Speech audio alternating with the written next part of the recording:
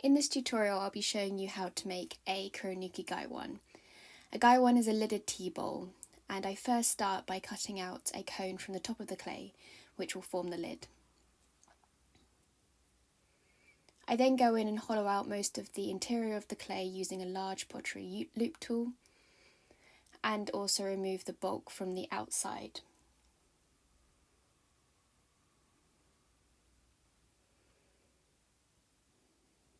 I also shape the rim of the clay, as Gaiwans have a fanned out rim, using my hands. I go back in and remove some more clay from the interior of the Gaiwan.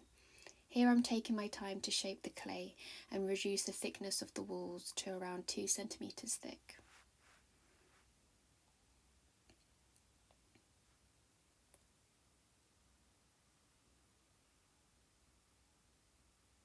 I also shape again the rim with my hands and flip the Gaiwan over.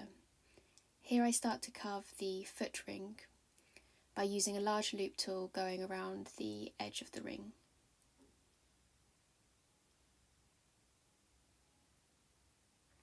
I then modify the shape, making small cuts around the outside, slowly shaping the exterior into a traditional Gaiwan shape.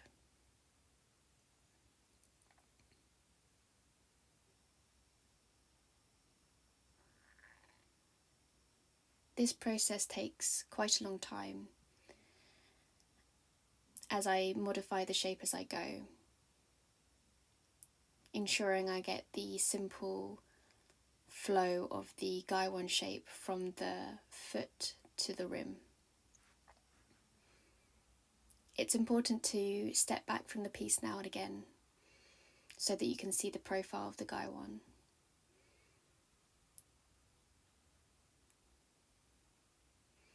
Here I'm smoothing out the rim of the Gaiwan.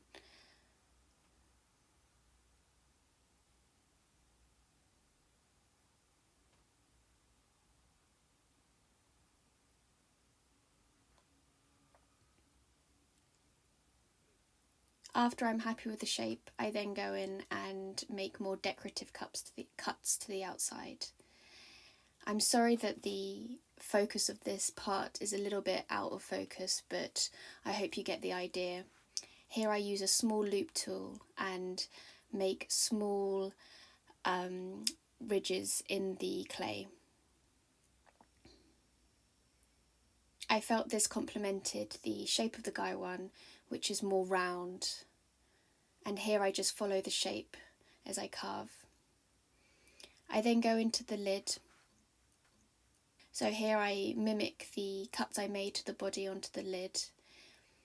As you can see on the top of the lid, I've made a knob just by using my fingers to shape the clay, and I also hollowed out the inside, which helps when holding the lid and the bowl in one hand.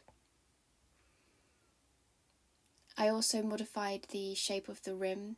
Here I wanted it to not be a perfect circle and be more organic in shape.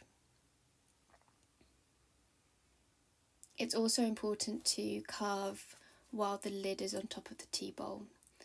Here I make cuts extending from the lid to the rim so that the lid fits nicely. And here I use my potter's stamp to mark where the lid joins the tea bowl.